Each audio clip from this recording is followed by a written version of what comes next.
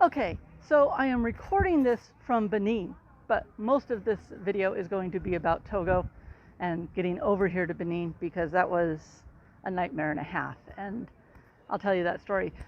This street is usually filled with activity. It's usually got people going up and down. There's stuff going on the sides over here, but it's Sunday afternoon. And so it is a quiet street today, but I just wanted to show you that I was somewhere new. I am actually going to go plant myself in the back patio of the hotel I'm at, which I absolutely love because the people here are really awesome. But I'm going to go plant myself back there to do the rest of this video. So hang out while I go find a good chair. Okay, so this is the wonderful garden behind the hotel I'm staying in. And I wouldn't call it a huge fancy hotel. It's in my usual price range, but they have a nice setup here. It's great. And so I am in Benin. My time in Togo was interesting. It was fine. It was not exciting. I will say I did not make it to the north. I just didn't have time because I'm still trying to make that festival in Nigeria at the beginning of March. So I didn't have the time. A problem that I discovered after the fact happens at the border, and technically, yes, I very accidentally overstayed my visa, but they set you up to fail. From the moment you apply for the e-visa for Togo, you are set up to fail. And the biggest problem I have there's two big problems I have with it. One is they flat out wouldn't listen. There was no grace period. There was no understanding because I think they know their system's set up to make you fail. And that the fine was absolutely frickin' absurd. The amount of fine per day for 3 days was absurd. Not a way to encourage tourism, Togo. So as I say, I had a nice time in Togo. The people were nice, and the thing I'm doing tonight is making a whole video on it. So I'll have a best of Togo coming out. The border situation, though, as I say, I was in Accra. I phoned the embassy and said, I'm going through a land border. Does the e-visa still work? And they said, no, you need to come into the embassy. I go to the embassy, and they say, why are you here? You could have just done the e-visa, which I would have started, long before I got to Accra, had I known that. And so the guy helps me go ahead and do the e-visa. Of course, he wanted a little payment for helping him. And I gave it to him because I thought everything was fine. And they were supposed to, it takes up to 5 working days. And this is how they set you up for failure. It takes up to 5 working days. And I never got the email that it had gone through. Never got the email. And they had given me, I had a site to connect to, and I had tried a few days prior. I tried a few times to log onto the site, and I couldn't do it. I couldn't sign up like I was supposed to. And so I thought, well, maybe you can't sign up until you get that email with that specific thing. And then I try on, I don't know, I think it was a Wednesday or something. And I finally got on, only to find that they had issued the visa a couple of days earlier. What is entirely unclear to me is that, like, no other country does this. Usually you have, when you get a visa for a country, usually from the time you apply for it or you get it, you have a certain number of days within which you have to use it. And then once you enter the country, you have X number of days, however long the visa is supposed to last. But they don't do it that way. They do it so that the time starts from the time the visa goes through. Okay? And so when it went through 2 days before I ever even knew it was through, because they never sent me an email or called me or anything, no text, no nothing, that's when they started counting. Okay? And so when I finally go through, 3 or 4 days later, all of a sudden, I'm a few days short on what I think is the timing of the visa, because I think the visa starts when I enter the country. So technically it was my mistake, because I didn't know, but I really think they set you up for failure, as I say. And the fine is 50,000 CFA a day, which basically it was about $80 per day that I got fined. And I mean, come on. Togo's a small country. The visa itself was expensive. It was over $50. And I mean, Togo's a little country, and that was just for 2 weeks. And then that much for a fine, which I think they're really setting you up. I think they're setting you up for it. And so they were completely unhelpful and unfeeling and wouldn't listen to anything. So I paid it, got to there. And then the guy at the Togo embassy that had helped me with that, he said, oh, and they do Benin. I told him the problem I had with Benin. Benin has an e-visa, but I couldn't get the payment to go through. I had tried, and the payment didn't go through because I had to do a security check, and the security check was based on a U.S. phone number I don't have anymore. So he said, the guy in Accra said, oh, they do visa on arrival for Benin. You know, they'll even do visa on arrival for you if you can't get it to do. Don't worry about it. And so I still tried a few times. And I get there, and then all of a sudden it's like, oh, well, this person's not in. We can't. Hours. I spent hours at this dang border, and I was in a shared car, and the other people had to wait hours too. And between the fine and the, oh, well, this person's not in, that person's not in, it's like you don't have a, you know, I had already gone looking for their embassy in Lomé, and I knew there wasn't the embassy in Accra. They don't have any embassies that I could have asked at before I got there, because I would have. And all for the sake of payment. And it's like I could have done it electronically and handed them the money. Nope, can't do it that way. And we finally figured out. I tried it again on the phone, got to the same problem, but then they had me go, and I gave a guy some money, and he went and put the money on someone's credit on their phone payment system, and then he put that money onto my visa application, and the Benin visa goes through like that. It's intended that way. And so then finally they let us go. But I mean, we're talking 3 or 4 hours, and I know some people have even worse horror stories. Afterwards I saw that the Togo border has an issue. So if you come through Togo, even if you think you're only going to need 2 weeks, get the 30-day visa. Just save yourself the hassle.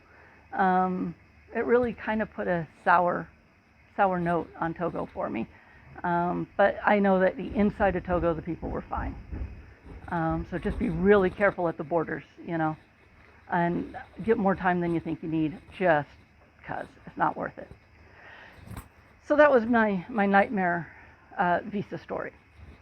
However, flip side of all of that is I get to Benin, and I've been to this hotel before. Tim and I stayed here in 2019, and we had a great time. This family that owns this place, they were amazing. I hit my 50th birthday. Did I? 2009? Yeah, I hit my 50th birthday while we were here, and Tim just asked them, hey, can we get her a cake or something like that? And of course, Tim was blind, so he always needed help with things like that. So we just went to him and asked them, hey, can we get her a cake? You know, I'd like to do a little something for her and all that. Because we weren't huge on holidays and stuff like that. And they threw a whole party. They had food everywhere. They had a whole bunch of people come over. We went to the beach afterwards. Oh, they were awesome. And I came in the other night, after all that mess at the border. And I come in to big hugs, you know. I come into some really nice big hugs. And everything is great. The room is great, you know. The next day, which was Saturday, which was yesterday, I go out, and the first thing you always have to do is get a SIM card. It used to be I'd roll into a town. I had no electronics with me, and the first thing I do is figure out where to buy the water and toilet paper. Now it's, where's my SIM card? Because of course there's always ride share, and you know, you can always get the rides around town to wherever you want once you have a SIM card. And I just had a great day yesterday. I mean, it wasn't anything super special. I recognized the area I was in, though. They got some sort of construction going on back here. But the feeling here, even outside of this hotel, not just the people who have been so wonderfully kind and know me, but the feeling here is really warm and welcoming. It's one of the things I compare it on the level of friendliness to Ghana. And it's a little different kind of friendliness, but it's welcoming, it's warm. And I hope I didn't pull the thing out. That's why I have my backup mic on.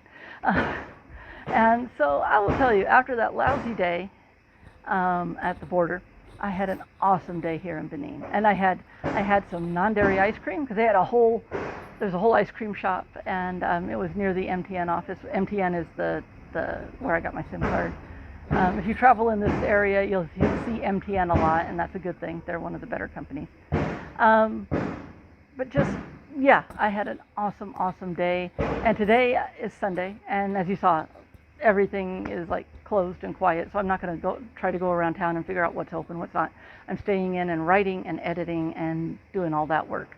And the cook here, oh man, I think she's from Senegal, and I think what she made me was a Senegalese dish. Oh, I had the nicest lunch, just chicken rice and this stew sauce, not a sauce really, but she just did vegetables like cabbage and a little tomato and a little this, little that. But it was all steeped and stewed in this really tasty, all sorts of tastiness. And so the lousy border day has gotten wiped away a little bit. I'm really glad I didn't come on and do some angry vlog that night, which I was very tempted to do. I was like, I should tell my followers that I was angry. And part of it was the powerlessness, the fact that they wouldn't listen, they wouldn't help, they wouldn't respond. You know, it's like, and like when they came up with the solution of the payment thing, it's like, well, why couldn't you have suggested that 2 hours ago, you know? So yeah, I wanted to come up and be angry, and then it all melted away when I got here. So tomorrow, Monday, I am going to go to the Nigerian embassy and work on getting my visa for Nigeria, because they say it takes 5 to 15 working days. And, you know, I got 30 days here in Benin, but I'm also trying to get to that festival, so I'm trying not to use all 30. I'm trying to leave myself some time to navigate Nigeria without just like, okay, get into town, get on a plane, get to the north, and hope I can figure out what the heck's going on with that festival. So I want to leave a little before the end of the month. So I got to get the Nigeria thing started. And so another embassy adventure starts tomorrow. Hopefully it won't be nearly as troublesome as Togo was. But it'll be interesting. It'll be interesting also because I heard, I don't have confirmation, but I heard that in response to Donald Trump's travel ban, I think of Nigeria, or I don't know if it was a ban or a hey, or I don't know what he said. I'm trying not to watch too much of that because what's going on in the U.S. is really depressing, and I don't need it bringing down my mood here. But I heard that Nigeria, in response, had closed their Washington, D.C. Consulate, and they don't seem to be not taking Americans. They just possibly closed the consulate in D.C. So I'm hoping that won't be an issue tomorrow. If it is, you'll hear about it. You know, if I have any trouble getting into Nigeria because of dumb shit, you know, then I'm going to be upset. There's no reason. No, I'm not even going to start. I'm not going to start because I believe in a very open, accepting world, accepting of everyone, and the current people running the U.S. do not feel that same way. So I'll stop at that.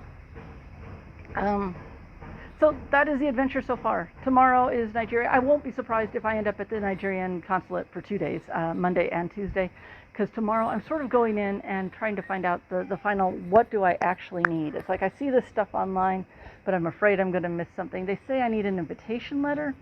It's like, do I really need that, or do I just need a hotel reservation? You know, I saw one listing that listed both, and usually you just need one or the other.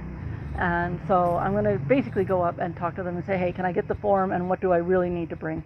And so I'll probably end up filling it all out and getting anything I need printed, and then going back on Tuesday. So thank you for joining me. I hope you're enjoying the vlog adventures. As I say, I'm going to be trying to get out a best of Togo real soon. It is very challenging to be traveling and creating content at the same time. That's why these vlogs are kind of good, because I can make them kind of easy. But that's the reason I'm doing it this way. Otherwise, you might not hear from me for a while, because you get back after running around all day and it's, you know, hot and you're tired, and it's like, and getting the bigger stuff made takes a while. So I appreciate it. And let me know what you like. Do you like these vlogs? Let me know if you're liking these little, as I go, sort of travel diary style vlogs. Because it is something a little different for me. So, okay. Thanks for joining me. And you'll be seeing more from Benin real soon. And hopefully some good stuff about Togo, not just bad stuff about the border, because there was cool stuff inside the country. See you later.